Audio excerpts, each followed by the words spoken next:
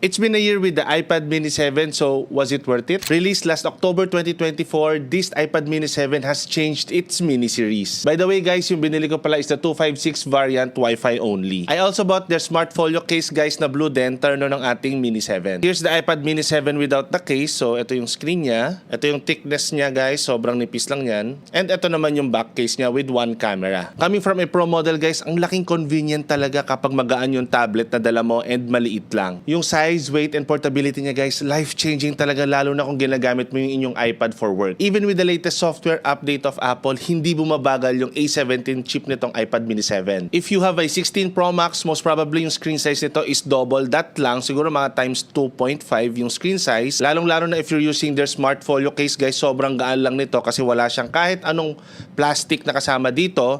Microfiber yung fabric nito kaya hindi magagasgas yung inyong iPad. Use of magnet lang siya guys para makabit, and ayan na siya, automatic malalagay na siya dyan, and manipis pa rin talaga yung pinaka form factor ng ating iPad Mini 7. Battery is still decent, nagagamit ko pa rin to na 7 to 8 hours of decent use. Apple Pencil 2 is now compatible with this iPad Mini, though wala akong Apple Pencil kasi wala naman akong paggagamitan, but it's still good to have that kind of option. Now if you're looking for a tablet na very portable na you're planning to carry it every day, I recommend you buy this iPad Mini 7 and partner it with their Smart Folio case, and I'm telling you guys, sobrang masusulit nyo tong iPad na to, lalo na kung mahilig ka manood ng videos, mag-scroll sa social media, and of course, you can also use this sa inyong mga presentation material.